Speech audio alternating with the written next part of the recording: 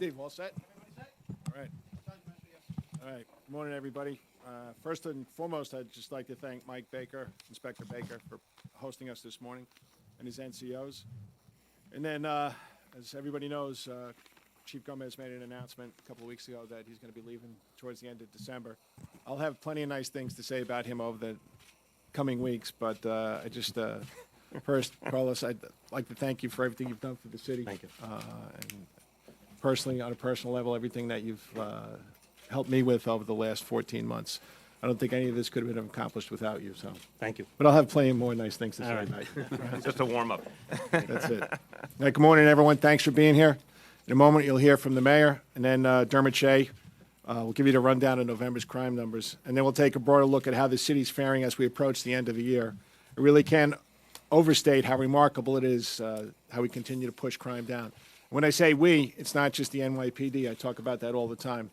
It's everyone that lives, works, and visits here, and all our partners in law enforcement. I've been in this business a long time, 35 years next January.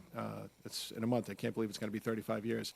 I've been going to CompStat since 1996, and to have a year like we had last year in 2016 was pretty amazing. But the fact that what we're doing this year, continuing that trend and making those decreases go even deeper, it's really nothing short of amazing. We're seeing the lowest number of index crimes here since the 50s, and with informed, engaged, and empowered communities, we're going to keep pushing those numbers down even further. And I get asked all the time, especially by you guys, how far can we push crime down? And I think working with everybody in the city and working with all our partners, we can keep pushing those numbers down. We didn't get here by accident. Nothing happens by accident. We owe a great deal to the effort of the men and women who put on a uniform every day, go out and work hard fighting crime and keeping people safe. The cops out there today in this precinct, all around the 5 boroughs, and also the thousands of other cops who came before them over the past 20 or 30 years. More recently, though, we've seen people in neighborhoods all across the city really step up and take active roles in helping us. New Yorkers are understanding that public safety is a shared responsibility. We say it all the time, and what it means is this: no one knows a neighborhood, a street, or a block better than those who live and work there every day. These are the good people who know exactly who the bad people are. And increasingly, it's the good people who are strengthening their relationships with the NCOs, the neighborhood coordination officers, their steady sector cops, and everyone else who works in a busy command like this. And it's working. People are calling 911 or waving down police cars when they want to report something. They're calling or texting their NCOs on their cell phones when something isn't right. And we need that opportunity to investigate, and they give us that. And in my opinion, it's not just that people should call when they know something's not right. It's that, and I strongly believe this, they have an obligation to call because we're all in this together. We've been saying for nearly 4 years now, it's a relatively small percentage of people in the city who are responsible for most of the violence. And as we continue to identify the small universe of criminals, and it is very small, we're talking about only a few thousand people, we're taking them off the streets with laser-like precision. We're constantly working very closely with our district attorneys, our U.S. attorneys to pre-indict these individuals for a host of violent crimes, and we're taking them off the streets, and we're seeing more and more meaningful prison sentences at the end of it all. It's that method of precision policing. That's the vehicle within our neighborhood policing philosophy that's leading to lower and lower crime rates, even past already historic lows. As we sit here this morning, we're 51 homicides lower than we were at this point last year, 51. The raw numbers through last night are 263 homicides versus 314 last year. Think of the families kept intact, the lives not disrupted or ended. And when it comes to shootings, which account for 52% of our homicides this year, we're 207 lower than we were last year. That's incredible. It really is. It speaks to that brand of precision policing. It says that the hardworking men and women of this police department are out there every day, every night, and are doing their job. So thank you for being here this morning, and I'd like to turn it over to Mayor de Blasio. Thank you very much, Commissioner, and congratulations. It's a great thing to be able to, month after month, offer my congratulations for sustained progress to you and all the leadership of the NYPD, and especially to them who have done this amazing work. Truly some great progress we're going to report on today. I also want to take a moment up front to talk about Carlos Gomez, and I'll have other opportunities too as well, but I want to start now because it's been just a wonderful experience working together. You've been a great chief of department, and it caps a great career. And wow, to come in the role and contribute to this kind of progress, I hope you feel great satisfaction because you've done something amazing here. And, I remember very vividly the day we named Carlos to this role. Some people literally personify the American dream, and you are one of those people, and the dream that people think of when they think of New York City. Classic immigrant story and a story of personal perseverance and success, rising up through the ranks, making a huge impact all over the city. Since Vanessa Gibson's here, I will note a particularly big impact in the Bronx, and one of the people who really did the most to make the Bronx a safer place. So I just want to thank you. When we all started out together 4 years ago, neighborhood policing was just a beginning of an idea. Now it's a living, breathing thing that's made a huge, huge impact, and it's going to get better all the time. And Carlos Gomez is one of the people who brought that great idea to life and made it work for all New Yorkers. So, Carlos, congratulations and thank you. Thank you. Let me just thank as well, I mentioned Councilmember Vanessa Gibson, the Chair of the Public Safety Committee. Thank you so much for being with us and all the work we do together. Thank you, Senator Brian Benjamin, for being with us and your partnership. Want to say this is a precinct that has been outstanding. Congratulations to Inspector Mike Baker and all the men and women under his command here in the 3-2. They also done a great job of working with neighborhood partners, including the crisis management system. There is a reason for what you're going to hear in a moment, the outstanding progress made in this precinct. It was one of the earlier precincts to take on the NCO program, and what's one of the precincts that really was in the early waves of the neighborhood policing initiative, and this one has a lot to show for it. So we wanted to be here to really give them so much credit for what they've achieved. Look, many things had to happen to get us here. Obviously having 2,000 more officers on patrol than we had 2 years ago. And again, thank you to Vanessa and the City Council for spearheading that. New training, new equipment. But really, I believe most fundamentally the neighborhood policing strategy has been the leading edge of change. And this precinct got the NCOs in October 2015. It's been seeing consistent reductions in crime ever since. Comparing this point this year to the same point last year here in the 3-2 precinct, overall crime is down over 11%, murder down 33%, rape down almost 50%. Just in the course of 1 year compared to the last, and that's outstanding progress. It is because real trust and real communication has been built with the community. And as the commissioner said, and we hear it every single day from NCOs and from other officers, this dynamic is leading the public to get more involved and to offer more information. Our officers need information to be able to do their jobs as professionals the way they best want to do them and the way they aspire to do them. They need information. So when a community resident points out a drug location or an illegal social club or someone who has an illegal weapon, or they help to identify gang members and the activities that they're undertaking, all of these actions help the police to do more and more. It is a force multiplier to have the people of this city constantly supporting the police with good information that leads to arrests and disrupts crime.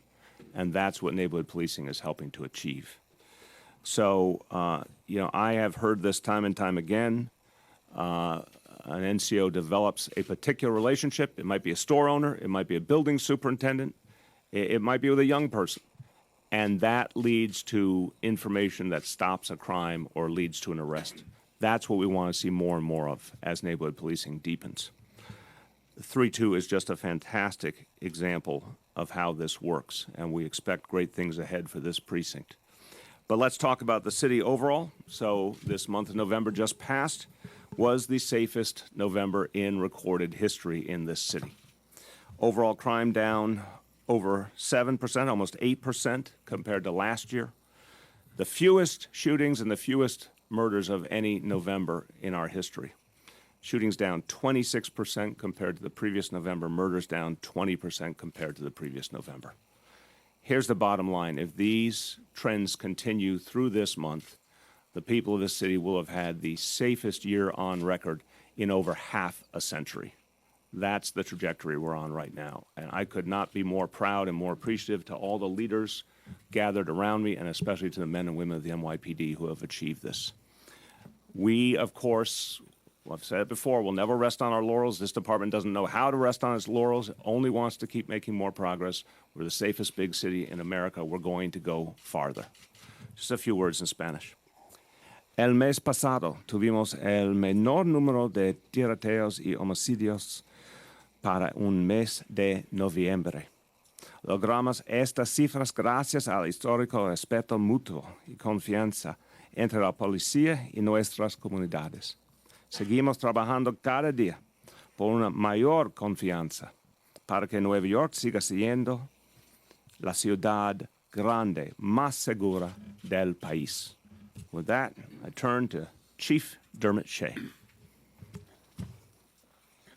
Good morning, everyone.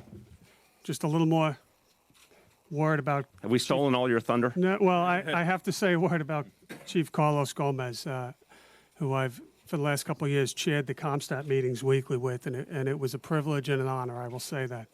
Anyone that knows Carlos knows that he has many loves, but included in those loves are baseball and sports analogies. So I thought about the point he's leaving the NYPD and what we've accomplished recently. So I Googled what sports heroes went out on top. And Carlos, I had to get I tried for the Mets. I didn't wind up with the Mets. so I got Joe DiMaggio, 1951, after winning the ninth World Series, not straight, hung it up from baseball. So Joe DiMaggio never pushed, Carlos, as you never won a World Series, Joe DiMaggio never pushed robberies down 21 straight months. Right, so tremendous, our loss, truly our loss. Thank you. Here's what Carlos's team has accomplished recently in the NYPD when we look at our statistics. 9 straight months of reduced index crime. 15 of the last 16 months, we've knocked down index crime in New York City. 21 straight months reduced robberies. Shootings down 12 of the last 13 months. We've had 52 days this year without a shooting in New York City. And for those of us that have been around for a while, that is unbelievable. In just 2 years, we've doubled that number. 52 days this year, no one went to a hospital in New York City after having been shot. Arrests down 22 straight months. And when you start to talk about what you've heard, the precision policing, the neighborhood policing, and these strategies coming together, it's not just about the crime victims. It's about how we're getting where we're going. Arrests down 22 straight months. There is still more work to do, and we remain focused on what we've been preaching for the last 4 years. Focus on small numbers of people, whether we're talking about sex offenses, property crimes, violence, or this month I'll talk about elderly crimes, small numbers of people doing numbers that occasionally spike up. For the month of November, murders, 20 recorded murders, that's down from 25, it's a 20% reduction. Of the 20 murders that we recorded in November, 13 of the 20 were by gunfire, 2 were by arson, 1 was by a vehicle, and 4 were by cutting instruments. So we continue to see the majority of our murders committed by firearms. Rape, we've recorded 111 rapes, up from 96. That's a 16% increase. On the rapes, particularly disturbing when I look at the rapes, we've had, when you finished August in New York City, we were down 7% in rapes for the year. September, we were up 4 rapes. But October and November, 2 months in a row, we have seen double-digit increases percentage-wise in rapes. That coincides with a lot of the news media coverage of late. Very difficult to say the role that plays in it, but that is 2 months in a row of double-digit increases. Robberies, November, down 9%. Felonious assaults, down 13%. Burglaries, down 7%. Property crime side, grand larcenies, down 5%. Stolen vehicles, down 12%. When you add up the index crime for the month of November, down 8% overall. It's a reduction of over 600 index crimes. And that now brings us to the shooting incidents, down 26% in shootings for November, 48 versus 65, 17 fewer shooting incidents. On transit-related crime, up 9%, 232 versus 212. It's an increase of 20 crimes, and it's being driven by grand larcenies. We had an increase citywide in transit for November of 26 grand larcenies. And when you talk about the recidivism on certain crimes, this is one that we'll be dealing with our partners in the very near future. And how do we tackle small numbers of individuals, whether it's cutting pockets of sleeping passengers or pickpockets on the F train that drive those numbers. So we'll be having those conversations shortly. Year to date, that brings us to now murders, and these numbers that I'm quoting are slightly off the commissioners because I stopped the clock on November 30th. Through November 30th, 259 murders versus 312, down 17%, 53 fewer murders through the 30th of November. And of the murders through November 30th, 126 by gun, and that's down 55. So we have 55 fewer people in New York City shot and killed this year. Rapes through November 30th, year to date, down 2%. Robberies down 10%. Felonious assaults down 4%. Burglary down 8%. And DCPI can follow up with all the specific numbers behind these percentages.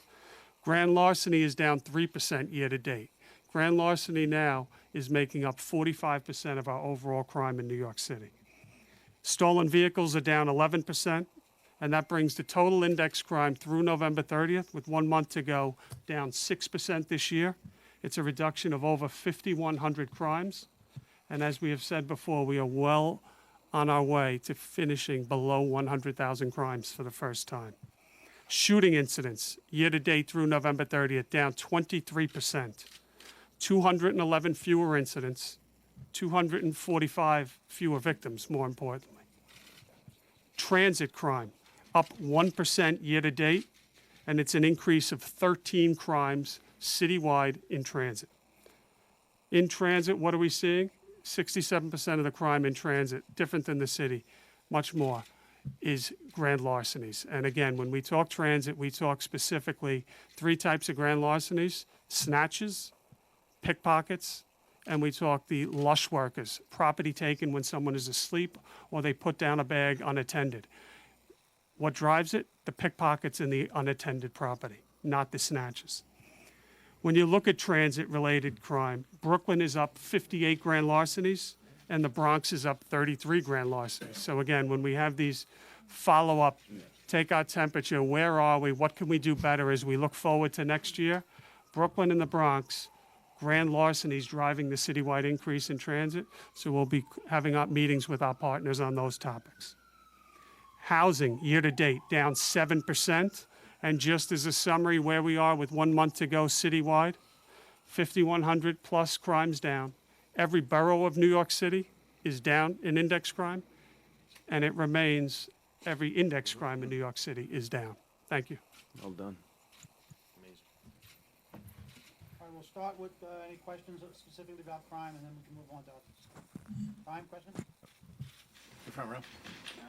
What do you attribute the increase in rates to? You mentioned the media's coverage. Could you talk about that a bit more? Sure. Well, so we're down 2% in rapes year to date. What I don't like is that at the end of August, we were down 7%. So when you zero in on these last 3 months, September, October, November, September was, off the top of my head, I think we were 4 rapes up. We see fluctuations in many crime types, but October and November, we see double-digit increases. Now, that does coincide with, obviously, what's been going on in the news the last couple months. We had 111 rapes for the month of November. When you look at those 111, and I have, there's nothing directly that I can attribute and say, here we go, this is exactly why it's increasing.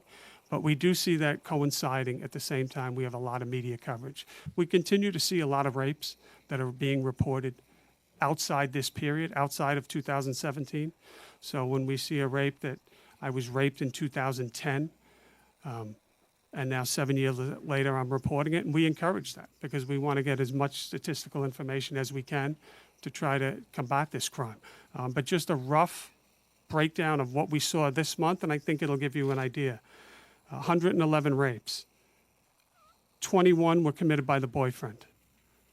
21 was no force per se used, but it's a rape by law because of the age of the parties involved. So this is young girls having intercourse with an older male.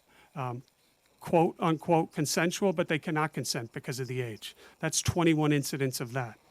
9 were committed by family members. That's the uncle, that's the stepfather, etc. 9 out of 111 were committed by strangers. And that's consistent with what we see over the long year. Less than 10% of rapes are committed by strangers. The largest category, and it's a big bucket, unfortunately, this is some of what we run into, is known to. The individuals are known to, but it could be too many to list at this press conference, the variety of whether it's dates, whether it's meeting at a bar, whether it's social media or internet involved. We had some incidents that met on Tinder, but certainly not driving it. It's a little of everything. Can I point to increased out-of-period reporting this month? No, but it would be difficult to ignore what's been going on in the media the last couple months. But we are certainly, I can tell you that the same 3 months, we have a very significant increase in our rape arrests. And I would like to see 0 rape arrests because we have 0 rapes. But that's just a quick overview of what we've been seeing. The people who reported the rapes this month, were they reporting rapes that happened Both. this year, or was it past year? We generally see, and Marshall, I can get back to you. Off the top of my head, I think it's in the neighborhood of 15 to 20% of the rapes, but I can solidify that after occur out of this year. And that's something, we frequently see rapes reported late for obvious reasons. Along those lines, is the detective squad getting the sense that survivors have more confidence that they'll be believed now in the context of the news reporting you've been talking about, whether it's the post-Weinstein effect, et cetera? Bob, I'll push that, please. Yeah, just, Andrew, it's so far this year, and these are statistics, we're up to about 30 cases where people have made complaints outside of this year. It says 285 versus 255. All right, we're seeing that happening now as we talk in real time. Whether they think they can finally get resolution, I hope that's the case, to be honest with you. This, we point to certain statistics and we wonder if that's what it is. We can't say that, but it certainly merits discussion, these numbers, that people are coming forward, and that's what we want them to have. So that's what I have to say about that. It's just that it looks like 30 more people have come forward than last year. That's good news, and we hope they find resolution. There's nothing worse than this that could happen. These are rapes alone. So is there any kind of a tweaking of a strategy or a campaign, either to get more people to come forward or prevention or education? I think working with neighborhood policing and our NCOs and Bob has put more people into special victims. I think that's having people come forward, which is what we want. You know, each rape that is reported is fully investigated by the seasoned professionals in special victims. Yep. You just expand upon the number 30. You're saying that these people, they would see the coverage, they would read about all the coverage that we've seen for the last couple of months, and they would say, hey, maybe that happened to me, and I We might can't report speak to that. We hope that's the case. But we did see a decided increase in people coming forward from past years. So what you're saying, we can't answer definitively. At least I can't. But we're seeing people coming forward and having faith in the NYPD, and that's what we want to have. And then the number 30 again, if you could clarify, that's 285 thus far this year, outside the year complaints, versus 255 last year. So it's an increase of 30 aggregate. So these are old cases. These are older cases, outside, that happened outside 2017. Explain, like the outside the year cases, was it just last year or? I can't go, I'm not gonna go into dates if it was, You know, had previous, I can't give you the year by year. I can't give that to you. This is the number that I have right now. Transit crimes along the same lines too, more reporting, combination of just more crimes, more reporting. So when we look at the transit crime, it's up 1% for the year. I think I gave you the number already. In terms of overall crime, it's a fairly small number. 2/3 of the overall crime is grand larcenies on transit, which is what we normally see.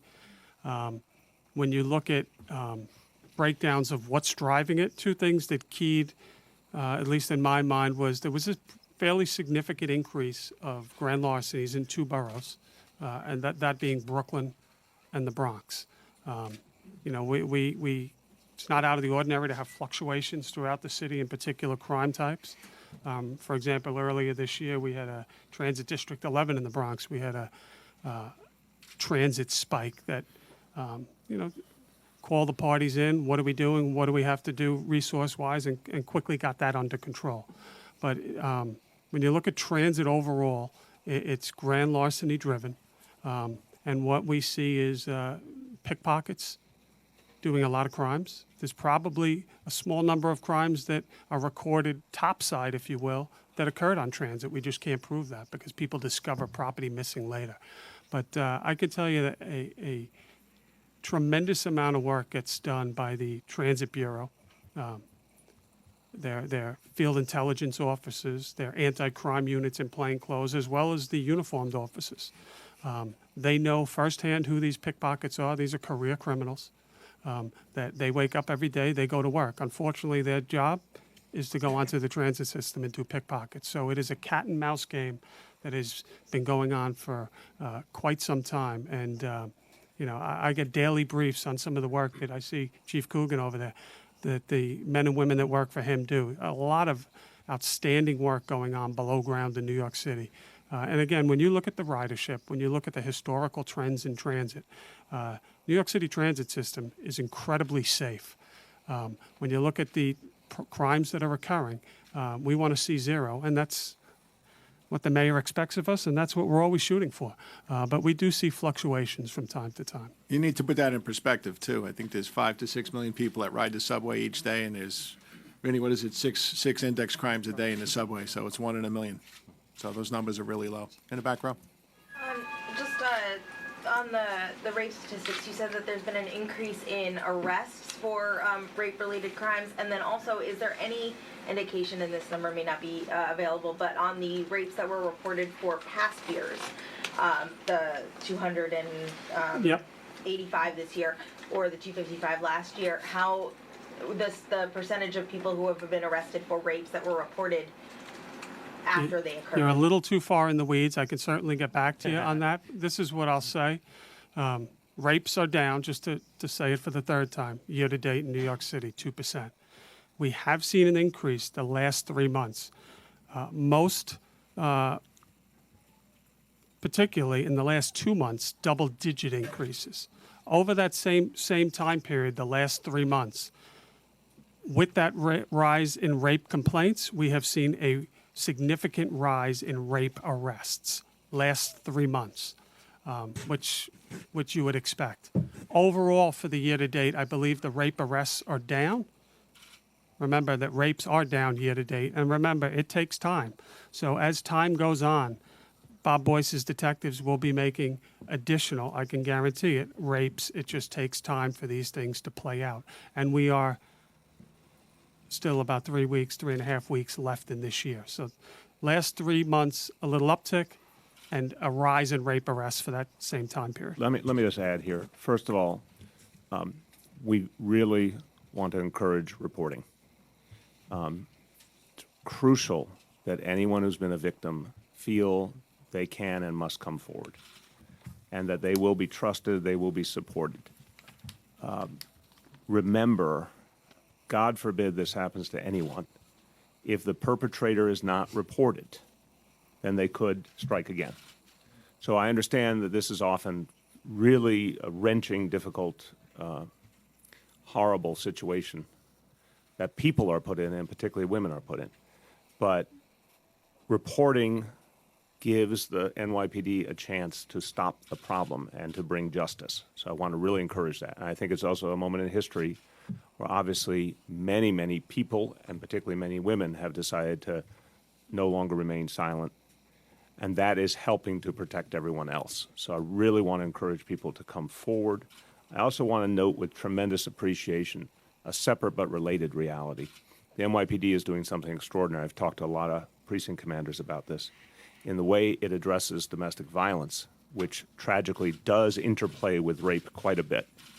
The NYPD now is very aggressive in terms of returning to a family that has a domestic violence condition and constantly checking in, showing visible NYPD presence literally at their doorstep to send a powerful message that this kind of behavior will not be tolerated and that the NYPD is watching.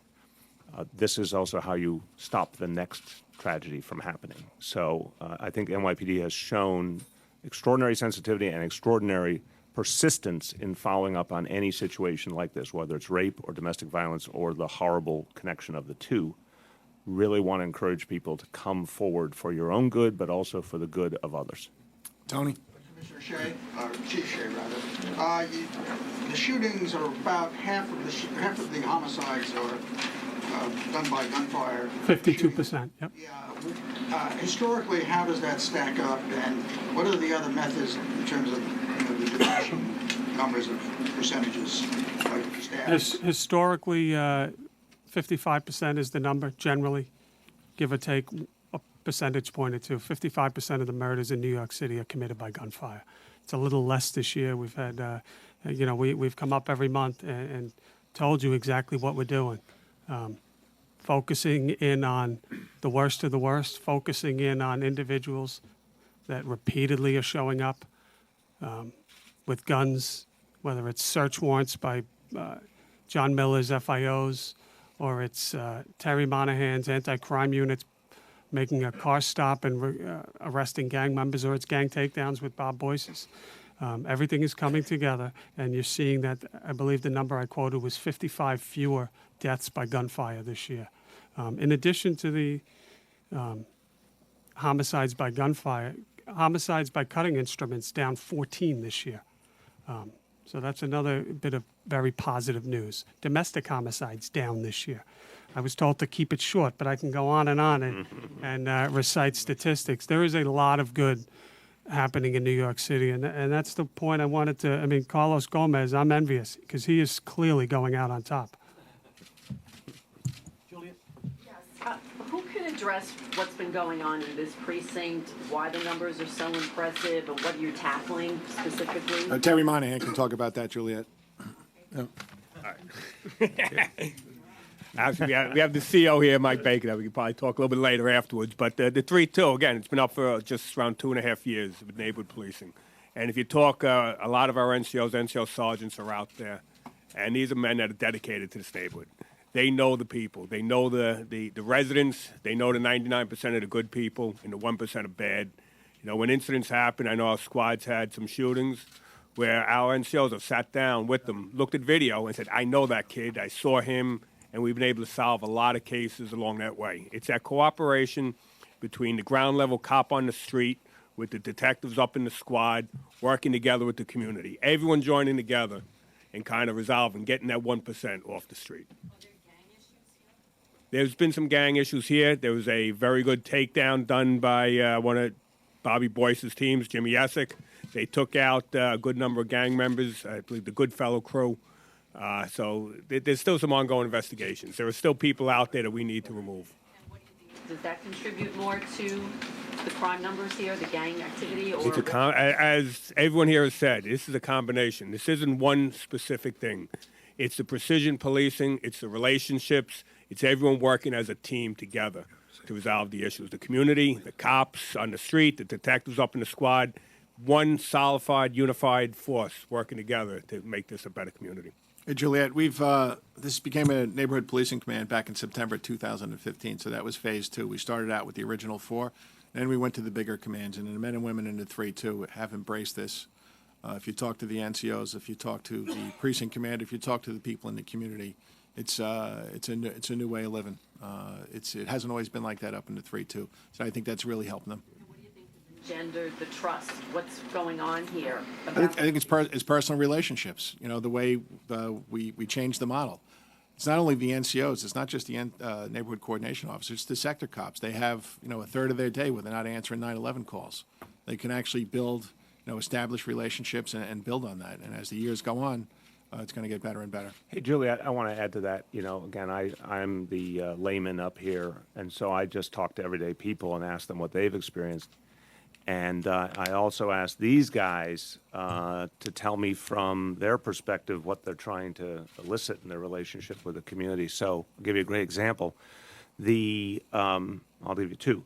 One, I've heard this constantly with public housing residents. They now, I go to all the town hall meetings and everything. They point out their NCO. They speak to them about talk about them as their NCO, right? There's a total sense of this is an officer who we know, who we like, who we feel connected to, who's looking out for us. We're looking out for him or her. So it's very personal, which is really a big difference than the model of the past. But I'll give you the other example on a vertical patrol as a sort of something that used to in the past often be a very tense dynamic. So now something like that is with the NCOs who know the people in the building leading the way. So they know Mrs. Smith and Mr. Jones and whoever else, right? And they're saying hello in the hallway because they already have a relationship and people know each other. So when you're doing a patrol where everyone understands, they feel respected, they know that you know they live there, but you also be able to know who doesn't live there more easily. It changes the whole dynamic. So I've been really impressed at how this very human dynamic, the numbers are powerful, the strategies are powerful, but it comes down to humanity in the end. Someone knows their officer, it's a whole new day. And the officer knows them by first name. And that's something as simple as the fact that more and more people are saying hello to their officers, thank you to their officers, makes a huge difference. In the second row, hold on, right there. Yeah, so the CompStat data is showing hate crime reports up about 9% as of, I think, November 25th, the latest numbers I got. What can you say about what's maybe driving the continued increase this year in hate crime reports, and is there anything you guys are doing differently in terms of how you investigate it? Hey, Bob, you want to talk about that? I think the numbers actually have leveled off since the beginning of the year. The numbers have, yes, exactly right, Commissioner. The numbers have leveled off significantly. About this time last year, we had a big increase. We're going against those numbers right now, so we're down substantially. We still see anti-Semitic issues, but not what we were this time last year. So and I hate to use this analogy, but there's a decrease in our increase, and that's the best way to say it. Is that we've seen really the numbers dramatically. We still have incidents. I had an incident in the Bronx yesterday in a nursing home. Made no sense to anybody, but I think that was fueled by mental disease, personally. But so we're on top of it. We see this decrease. We're happy with that. We saw the bulge last year. Now we're kind of like getting a benefit of that bulge. We saw it about this time last year. Kudos for Chief Gomez, so that opens up a position at the end of the month, Commissioner. Talk about crime right now, and then we'll move on, all right? Anybody's crime? Dean, just for the record, I would have answered your question.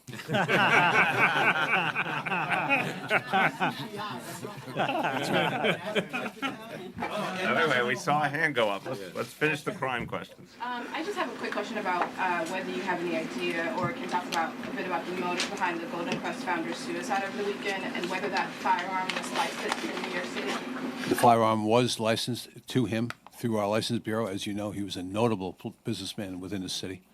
This happened 5 o'clock Saturday night. It was a shock to everybody involved. Clearly, it is a suicide. We have a suicide note, which I would never divulge to anybody. That's personal. But it clearly shows that he was in crisis at some point. So one shot and heard by people who responded immediately. And that's what we have right now. All right, Dean, you're back. The mayor, though, about this question, I'll go to the other one. I mean, so many people knew Lowell Hawthorne. I mean, I've interviewed him a number of times. Yeah. Big smile, likes to joke. I mean, your reaction to, he's a leader up there in the Bronx and across the city. And he achieved something great. I mean, it's a beautiful immigrant story, create a great business, one that's pretty legendary in the neighborhoods of New York City. I've eaten many a patty myself, and create a lot of jobs for people, and a pillar of the Caribbean community, and involved in the community in so many ways. It's a shock. It's a total shock. But you don't know what goes through people's minds, and that's this what kind of personal tragedy, what kind of situation leads someone to think they have no other option. And as Charlene would say, there's always a mental health component too, and a lot of times it does not show itself You know, someone can be a pillar of the community and wear a nice suit and one thing or another, but still be grappling with a mental health issue, because generally you'd say, even if you come upon hard times, you wouldn't take your own life. Something else has to be going on. But what a horrible, horrible loss for the community. The city, so you announced earlier this year that you'd be investigating drug overdoses as homicides, and the few homicide numbers that you gave today, or the few homicides that you stated today, I'm wondering if those investigations have accounted for any of those homicides. Can you talk a little bit about how that's been now that we're in December? So I'll address it really quickly. Our program was to disrupt distribution. Now, police play a role in this, but not the entire role, obviously, in reducing opioid overdoses. So our role was to investigate each one, bring them to fruition, bring cases, which we have done. We will continue to do. Last night I got 45 keys of heroin in Jersey. I mean, this is something we do all the time. We have 84 kilograms recovered in November. We're off to a good start in November. Thus far this year, 508 kilograms of heroin, over 71 kilograms of fentanyl, coming from different areas. Heroin coming from Mexico, usually by truck. Fentanyl coming through the mail and both private and public mail systems in from China. We fight that battle every day.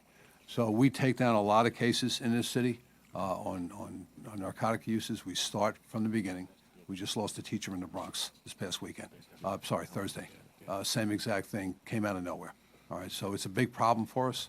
It's something that the men and women of the narcotic squads and our advanced narcotic squads do every day. Disrupt local distributors and address trafficking through networks that we've forged with our federal partners. Do you have a number on the investigations? I do, but I have to pull it out of this thing. So on this, I tell you what, for the month we've taken 14 drug organizations down for the month of November. 7 gang, 14 drug. Dean? Kudos for Chief Gomez. Okay. You don't have to. You want to ask the question again? That's Joe DiMaggio. That's right. That's right. Chief DiMaggio. Obviously, with the chief retiring, that opens up a big position in the police department, maybe a few others. Tish James, a public advocate, publicly said last week she would like to see a woman moved up to some of these key positions, number 1, number 2, etc. And some Latino fraternal organizations are saying they want to make sure that they're represented at those top ranks, the top 3 or 4. Your response to folks and the mayor as well, people really speaking out publicly about the kind of person they would like to see at the top. We are constantly looking to build leadership. If you look at our commanding officer ranks, you'll see that, and as we go up the ladder, you'll see that also. We have a police department that reflects the diversity of the city. We want to make sure we have that at the executive ranks also. There hasn't been a final decision made, but I will guarantee you the person that gets the job will definitely be the most qualified person. Okay. Ashley? I have a crime question. Earlier this year, you reorganized the Vice Squad to focus on victims of sex trafficking, and a couple of weeks ago, there was a woman who jumped to her death during an operation. I'm wondering what the outcome of if it's been finished, what the outcome of the IAB investigation is, and some numbers and context on how the reorganization has impacted arrests. Yeah, that was Force Investigation did that. That was considered a death in custody, although we were not, I don't think we were in the apartment. Bob, you want to talk a little bit about what the Vice Division has been doing since Sure. we're running again? We've re-engineered them to just address human trafficking. They've gone up on a joint task force with the FBI. We're identifying locations throughout the city. That particular one was talking about was a problematic spot for us in Queens North. We have others around the city. We see both organized rings and we see both smaller groups doing human trafficking as well. It's something that I sit down. I have a meeting each week with the vice commander. We've brought back Vice Division to the staffing it's necessary to address. We've specifically detailed them with this is the most important thing they do. So they're not doing tax cigarettes. They're not doing smaller operations. They are addressing human trafficking. And there's a whole group of issues for them to look at. We have Asian human trafficking. We have Central American. We also have gang members who are doing it as well. He has a large tasking there, but it's getting done. And so we've seen a lot of headway getting made there since we started the unified investigative model. And was that a small operation, or was she part of that organized? I don't like to speak ill of anybody who took their life, but that was clearly done and clearly done within the protocols that we used to make those arrests. So we were trying to shut down a location. It wasn't specifically targeted to this young lady. We wanted to shut down this shop, this thing that was happening, this massage parlor. And were there numbers with that that you shared? Numbers as to? Prostitution, vice arrest? I'll echo, I don't have specific numbers, but I'll echo what Bob said. This is it's a problem that we really made it a focus coming into this year to attack this problem. People that are preying on, many times you're talking girls as young as 13 years of age. I've seen it in every borough of New York City. And we're not going to rest until we really make headway and eradicate this problem. I can tell you that there is a definite link between some of the rape numbers that we report to you and this human trafficking. There's a number of young girls that have been raped multiple times this year, and that's a direct link to the human trafficking. But I can tell you, and I apologize, I don't have specific numbers on this topic, but I have never seen more positive police work than I have seen in 2017 on this topic. It is almost on a weekly basis, and it doesn't always make the news, but on a weekly basis, it seems that we are rescuing a girl out of either a motel, out of an apartment somewhere in New York City that's being held under circumstances, oftentimes lured, oftentimes you have that toxic equation of sometimes group homes, sometimes missing girls, and then that winds up after talking to people on the internet and get in over their head. They think they're going to meet some friends and have a good time, and next thing they're trapped in an apartment. So again, I got to give Inspector Klein a lot of props, because he has really moved the needle significantly in a short time in 2017, as well as the entire, many of these investigations have begun with a 9/11 call to patrol, and patrol responds and recognizes, because of additional training that's been given, recognizes it a situation for what it is, and they hold it down and get the ball rolling. But there's been a lot of positive movement on this, but we're far from the finish line. Ashley, we'll get you some hard numbers. Yep. And in the back row?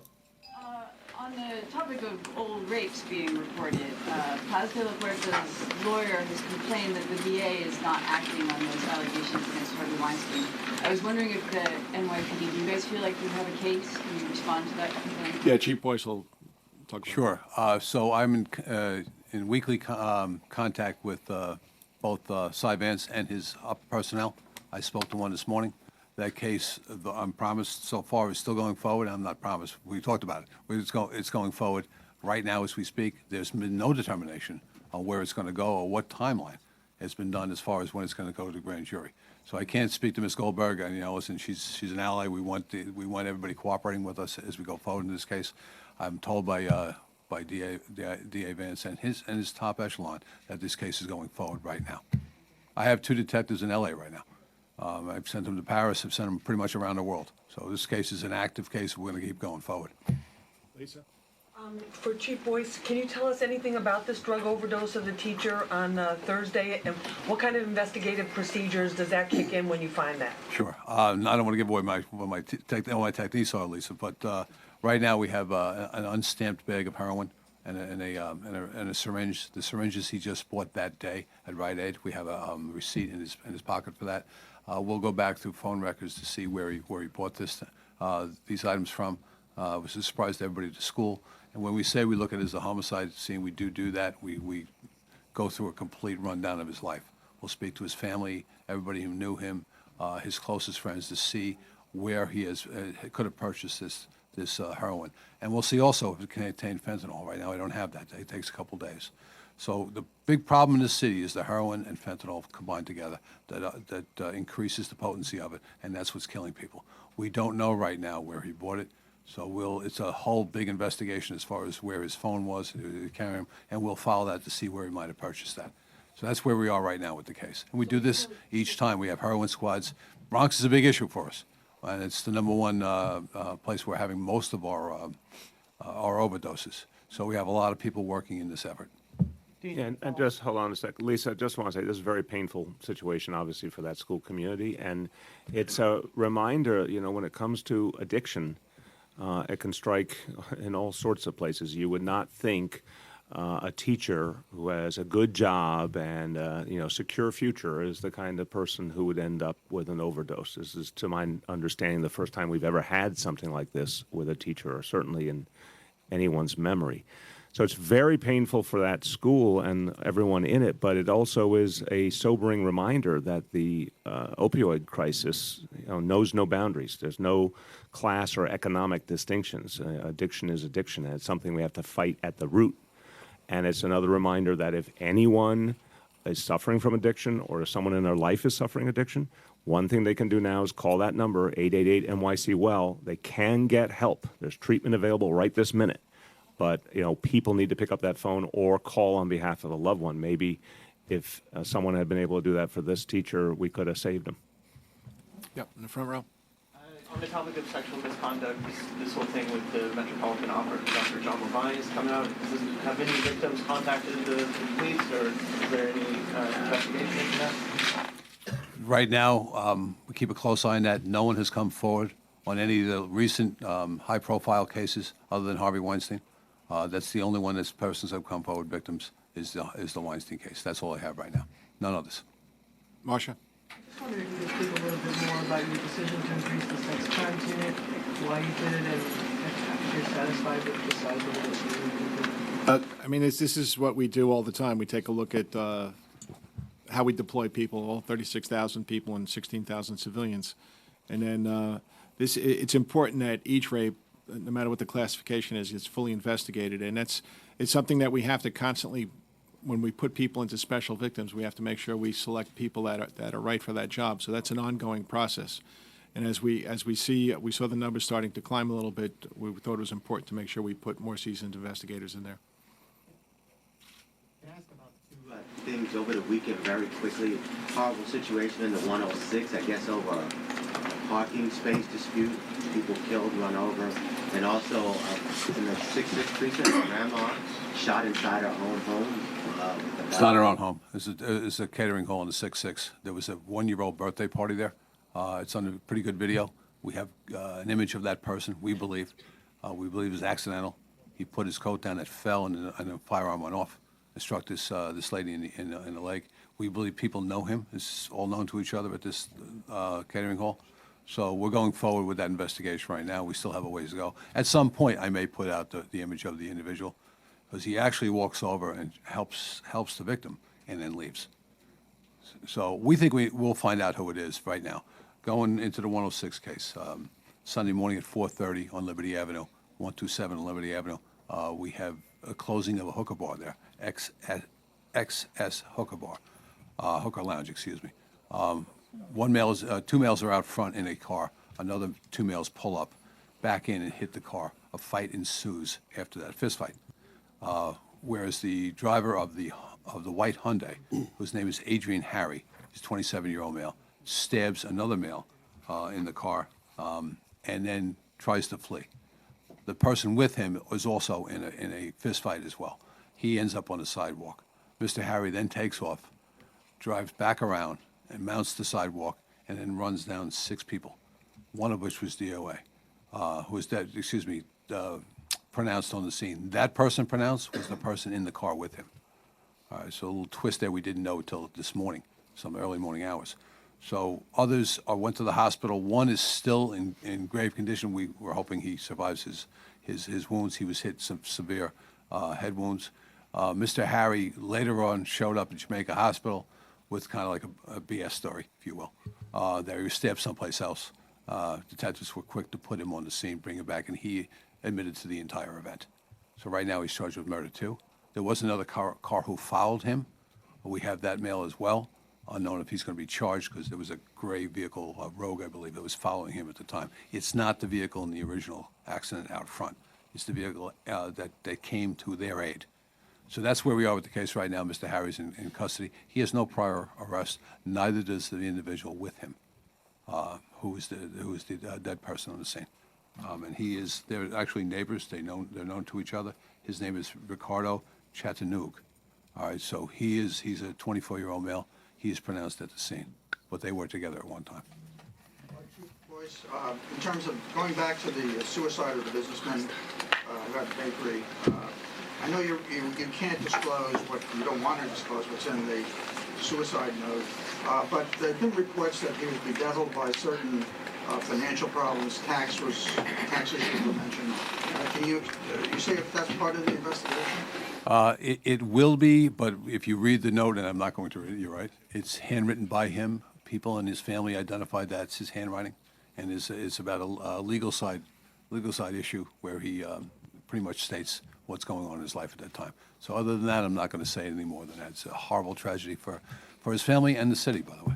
So we're not going to go any farther, and that's not something I do. That's very, very personal. Two more police questions, then we're going to move on, please. Drew. Hold on. Carlos going out on top. Hold on, one at a time. We got two more questions. You'll get the second one.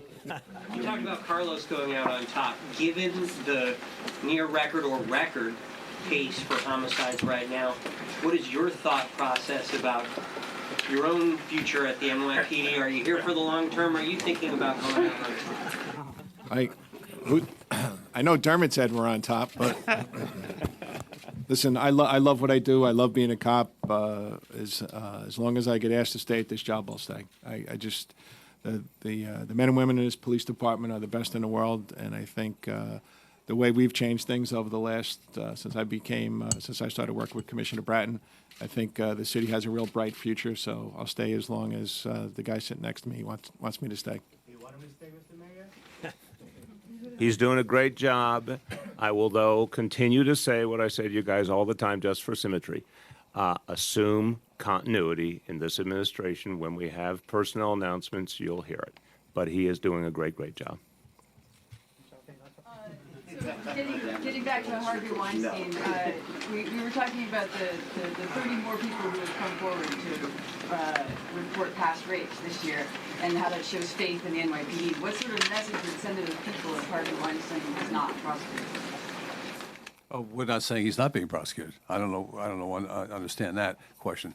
Well, I can only speak for the NYPD, and I do talk to the District Attorney of New York, and we're in total agreement on where we're going with the case at all times. There's a lot here that we cannot speak about, and we're not going to speak about. So there's a lot to this case. This is no small issue, but we're going to keep going forward because we believe there's other victims out there, whether they're in New York, L.A., London, or anywhere else in the world. We'll go forward with the case, and we'll share because we speak to the Metropolitan Police Service of London quite often.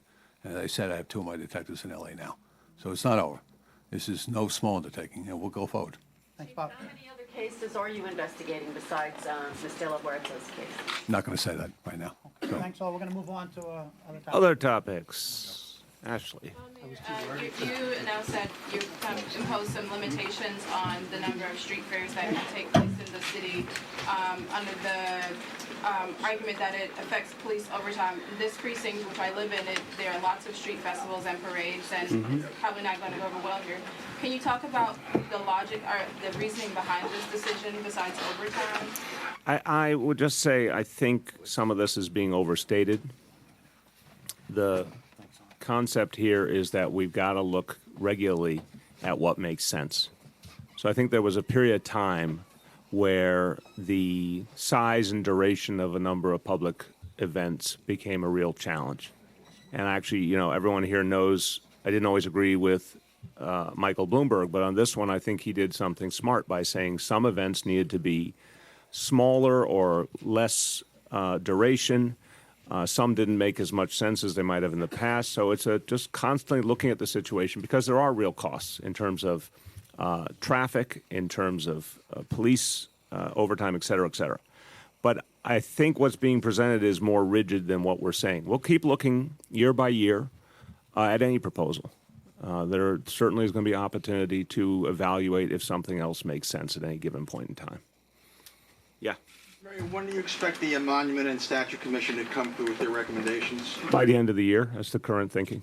By the end of the year, so 3 weeks, 4 weeks. Marcia. I actually have two questions, Mr. Mayor. The first one is, The son of a former fire commissioner, Yeah. Salvatano, was joining the fire department. He made headlines Yep. several years ago because of some racially insensitive tweets. I liked you about as much as Hitler does. He picked on, he says, getting sick of picking up these Obama lovers and taking them to the hospital because medical bills for ambulances. Yes, I'm familiar with them. How do you feel about the fact that the fire department is allowing him to become a fire? This situation's been looked at very carefully. I've spoken to Chief Nigro about it throughout. Commissioner Nigro. The original comments are unacceptable. The only way someone can continue in our employment if they think that way is they've got to really reevaluate their thinking and what it means to be in public service in the most diverse city in the country. There have been very systematic measures taken to ensure that this individual gets that new understanding. And since that, my understanding is he has performed appropriately. I also am someone who believes in redemption. If someone does something wrong and then they fix it and they don't recur, they still should have a right to pursue their career. That being said, if there's any further incident, it will be dealt with very harshly. Question has to do with the building on the, I guess it's the town on East 58th Street. Yeah. The city council decided to stop construction, but construction was stopped after 95% of the foundation had been finished, and they were 10 days away from finishing it. Mm-hmm. What do you think should happen at that location? I mean, is this going to be like, a construction site that's never going to be? No, that's not my assumption. Taken down? I'm farthest thing from a technical expert on land use matters, but from my understanding, the action the council's taking, which I certainly understand what's motivating it, and we've been working with the council on this, was trying to recognize how out of context this building would be with everything around it. And I am sympathetic to the neighborhood concerns on that point, and we have tried to work constructively with the council on this. But my understanding is you're still talking about a very large building that can be built on that site. I think it's something like 50 stories. So I can't speak for the owner, but my understanding is they certainly have the opportunity to build a major building on that site. Allow a smaller building to be built? It's not me, it's a land use process. What would your feelings be about if he agreed to build something a lot smaller? Again, I'm speaking very broadly because I'm not in the details of the process. I think the community concerns were valid. I think what the council did was try to create some boundaries, and it sounds like there's still the opportunity for the developer to build a large building, just one that's not as out of scale with the community as the original plan. Yep. Yeah. While we're talking about land use, Councilmember Chin, the council recently passed a bill of hers which would allow your office and borough presidents, but really the idea is to allow the council also to move land use applications to the commission without the pre-application process.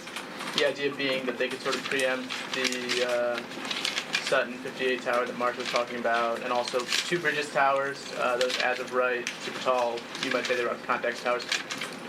Do you think that the council should be able to do that?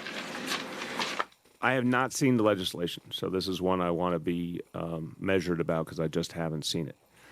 I think the current land use process, even though it's elaborate, has often led to good outcomes and balanced outcomes, so I'd be careful about disrupting that. But I'd have to see the legislation to give you a better answer. Go ahead. 2 questions on lead paint. First one, NYCHA learned about remediators not being certified in August. And from what I understand, your office learned about that a week ago. Can you explain why there was that lag as far as NYCHA informing you guys? And I mean, at what point do such things something like that happening, does Michelle Latier be held accountable for something like that? Except that kind of oversight. First of all, I commend you for getting closer to the pronunciation. Olatoye. It is the second syllable. No, you were good. You were closer than many. Olatoye. It took me a while to get to. So look, My goal for the administration is, even though I have 400,000 employees and an $85 billion budget, my goal for the administration is that anything that I need to know personally gets to me on a timely basis. That did not happen here. I'm certainly disappointed in that. On the other hand, I can tell you that there are, it's more than once, given the complexity of government, that something doesn't travel to me as well as it should. I'm going to take measures certainly to make sure that that communication flow is better. And to the previous point that we've all talked about, when I recognize something is different than anything I've said publicly or than what I understood, I'm going to try and do a better job of noting it publicly, because I think you guys deserve that and I think the public deserves that. So take this as a teachable moment for me. But I still come back to the substance of the matter. What I care about is when something is discovered, and we are talking about big, complicated organizations, and things are discovered all the time, especially about the problems of past practice, I want it acted on. The most important thing to me is act on it, recognize it, act on it. And the chair did that, and I think she did the right thing with that. So, look, going forward, I want us to be very clear and consistent with the residents, transparent about everything we're doing. But I am satisfied that the inspections we need to be taking now are happening, that the training that was required for the workers is happening, and that we're on the right track now. Please. It took 4 months for her to act on it, didn't it? I mean, it's happening now, not in August. Again, my understanding is there was a close proximity between her understanding that there was a particular challenge and acting on it. I want to remind you, everyone, I've been through plenty of governmental agencies and transitions and one thing or another. You receive what was given to you from the previous administration. If something was fundamentally out of whack and it was not identified by employees, by the transition process. By the way, in a transition process, a previous administration is supposed to admit if there's a problem. That didn't happen. The internal career leadership did not identify the problem. It had not been a public matter, hadn't been a matter that came up in an oversight process. You would like people to be able to figure out things despite all that, but I want to be consistent that sometimes you don't see a problem because there's nothing that indicates it. When the real test is once you know something's wrong, what do you do about it? And in this one, on the original problem, once it was identified, the inspection problem, it was acted on. When the training problem was identified, it was acted on. I'm satisfied about the way that the chair saw problems and addressed them. I'm particularly satisfied at her overall performance. And this is central to my thinking. And again, I'm happy to, whenever anyone wants to understand what I'm thinking, I'm sitting right here, I'll tell you. I look at a housing authority, decades of disinvestment by the federal government, I think a lack of interest at City Hall in the previous 20 years in the future of the housing authority. I think they tried to create a distance from the housing authority. Bad management practices that were not addressed properly for a long time. Chair Olatoye came in. She worked with us to bring down crime. She worked with us to speed up repairs, to intensify investment, to bring in private financing, to rework the fiscal status and put it on a firm footing. I mean, I go down a whole long list. Bring down the unneeded scaffolding. I mean, there's a whole substantial body of work that moved consistently in the right direction. This is aberrant, but this needs to be fixed, clearly. Mara.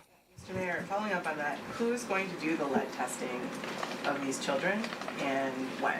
So I've asked Deputy Mayor Blasio to determine the best methodology. Obviously, Health and Hospitals Corporation and Department of Health are available. We're trying to figure out the best, easiest way for it to be done. My understanding is it does need to be done in some kind of healthcare facility, but we'll have that shortly. My understanding, and if this is wrong, then correct me here, but my understanding is that the health department doesn't know if a child has tested positive for elevated lead levels unless it's notified by a medical provider. As opposed to what, Mara? I'm not clear. How else are they supposed to know? So this is what I'm getting to.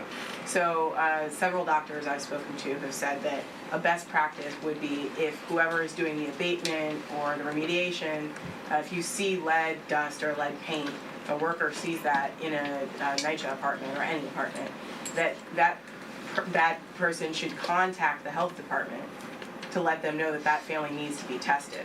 So the question is that part of the city's protocol? Because it's hard to know when you call the Department of Health, they say it's a NYCHA issue. When you ask NYCHA, they say it's a Department of Health issue. First of all, I'd say another thing we've learned here, and this is something we learned a lot in the beginning of the administration in other matters, totally different matters.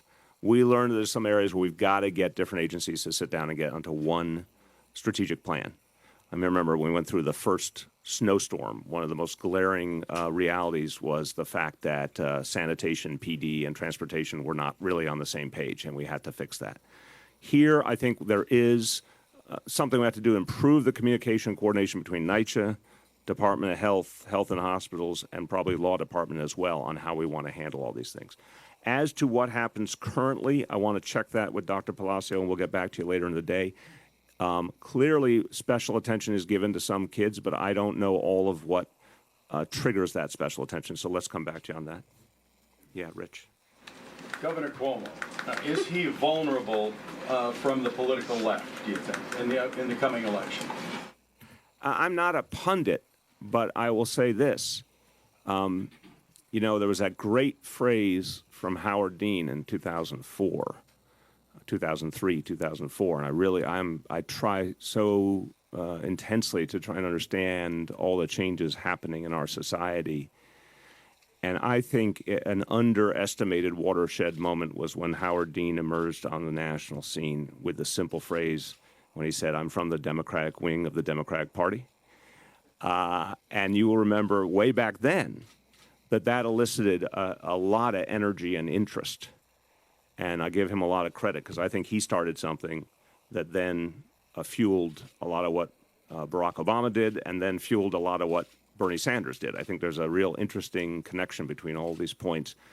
For quite a while, the progressive and reform wing of the Democratic Party has been ascending and wants Democrats to be consistent Democrats, not Republicans light. And so the simple point here is when it comes to this state, there's something wrong in this state.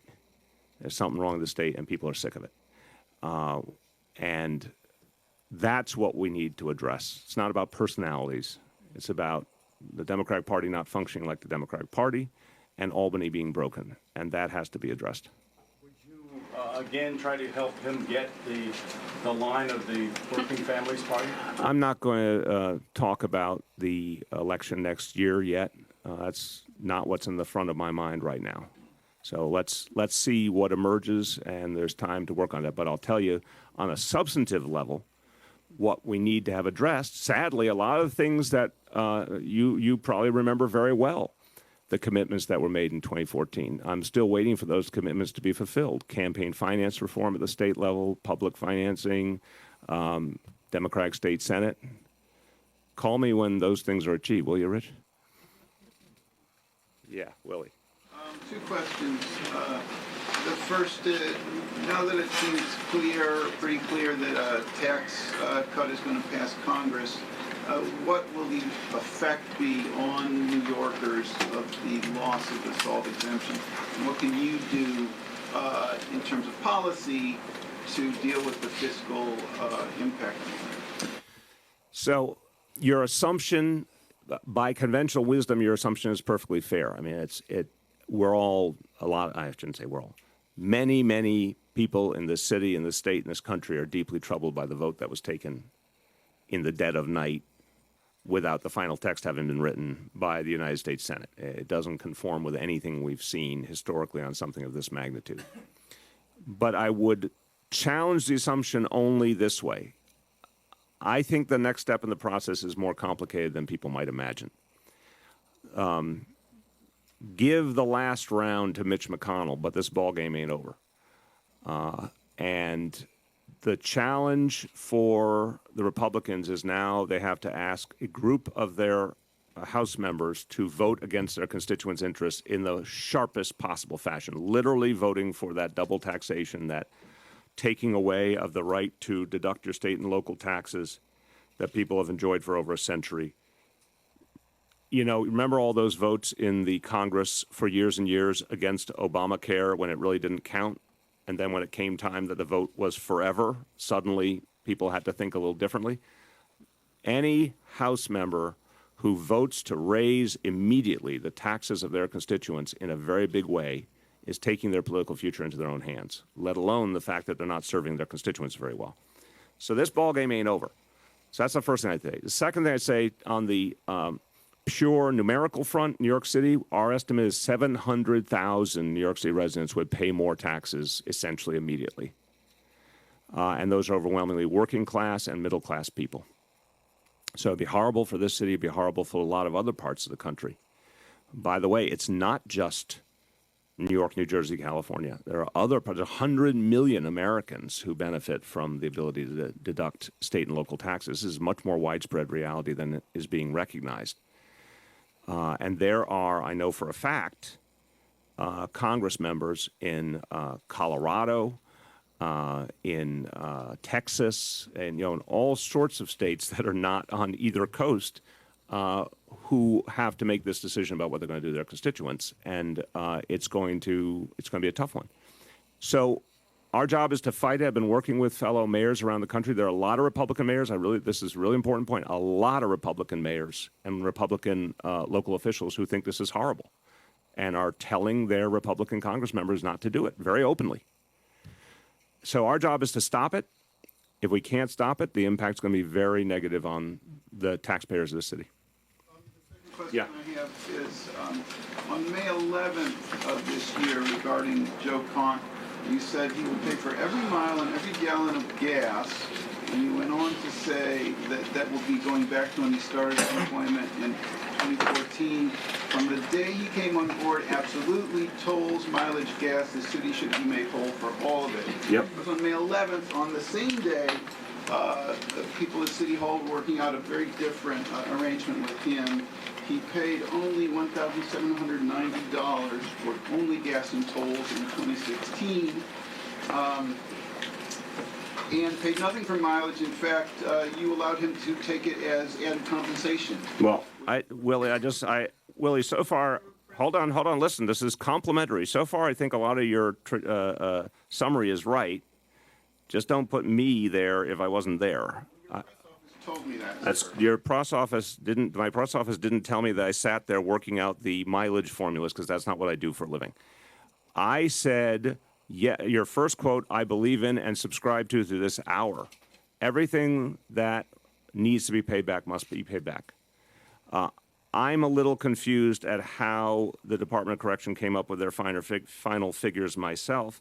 But the silver lining here is the Conflict Interest Board now can make sense of the final outcome because they have not yet ruled on what final restitution should be, and that can include, Conflict Interest Board has every right to say, here's a piece of the equation like mileage that was not yet accounted for, must be, and also have every right to assess penalties further. So since we know that is still part of the process, that to me is the way to finish this. Please. You said at the time that he must pay mileage and everything going back to 2014. It wasn't the correction department that did this. It was City Hall that did this because he was a commissioner. Again, I'm only saying what I know. Well, what you knew at the time, they told me, is that you approved of this arrangement. Why did you say publicly that he would pay for all I of said that? it, just said it a moment ago. Because I did not. I think I said it really clearly, so I'm not going to repeat it. Andrew. Back on the Sholo Olatoye. Nicely done. Petitions. We're all learning together. In some of the NYCHA complexes, there are petitions going around to save her job. Do you think those petitions are necessary, given that you have voiced total confidence in her? Yeah, they're not necessary from my point of view. I have total confidence in her. I think this area is an area I want to see fixed. I want to see more work done to resolve this issue once and for all. And I want to make sure going forward that we are all better about notifying the public and notifying residents when there's an issue. But again, if you're talking about overall performance and what she has done for 400,000 people for 4 years now, and how much better NYCHA is than it was 4 years ago, she's absolutely the right person to continue to lead. Mayor, on that subject, I have two quick lead questions. Did the NYCHA chairwoman tell Alicia Glenn, to whom she reports, that she was intending to certify to HUD that NYCHA was in compliance with the lead in October 2016? Again, I want to be careful about you asking me about other people's conversations. I'm not familiar with the details of who talked to who when. I am familiar with the fact, and it's been verified by the HUD regional director at the time, that upon recognizing the problem, she proactively reached out to the HUD regional director to report it. That was exactly the right thing to do. I guess I'm just confused about what went into the process of signing a certification, that she and HUD both knew wasn't accurate. Yeah, look, again, the certification had 21 or 22 different elements. And my understanding is, the process around the total product was accurate and appropriate. This one, I think it's bluntly a debatable point, perfectly fair point to say, well, shouldn't this have been sort of redlined even more? Certainly an arguable point. But what I feel strongly is, if she self-reported in advance of the certification, and it's been confirmed by HUD, there was no malintent. Was the exact process, bureaucratic process, as good as it could have been? Of course, you could say, hey, you should have put, a neon sign around that. But I'm perfectly satisfied that the underlying intent was correct and that HUD was fully aware of what was happening. Follow up on Mara's questions about the mechanics of lead testing of children in the city. Obviously, NYCHA is not the only landlord that's dealing with old buildings in New York. It's an old city. Yeah. A lot of apartments may have lead. Has there been any thought given to perhaps requiring lead tests for school-age children, or is there some potential way for the city to better determine? Because if NYCHA wasn't following their local law, one obligation is totally possible. Smaller landlords may not as well. Well, I think it's a very fair question. I think in the scheme of health challenges, I don't belittle. I think the needs of children are the first thing that motivates me, and witness that pre-K was my number one objective in the first term, and 3K is my number one objective in the second term. So Lord knows the health of children is right in the front of my mind. I think there's a lot of health issues and other challenges that kids face that are bigger and more consistent that we're trying to address. I think the fact is that we've seen a constant decline, thank God, in lead poisoning. So it's a fair question to say, is there something that we need to do more of in terms of either enforcement or testing? I will certainly bring that back with a whole heart and ask my team. But I think if you look at the last 4 years, the focus has tended to be where the problems are greatest, and in some areas where we don't see problems moving, they're big and they're not changing well enough. We want to focus there. This one, again, I'm happy to go back and ask if the health professionals, who I will be led by, starting with Dr. Blasio, if they think there's a need for more extensive testing, or if the housing professionals think there's a need for more extensive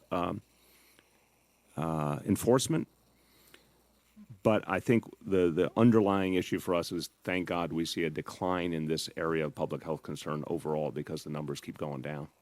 Okay, last two, okay. Quick question on lead paint again.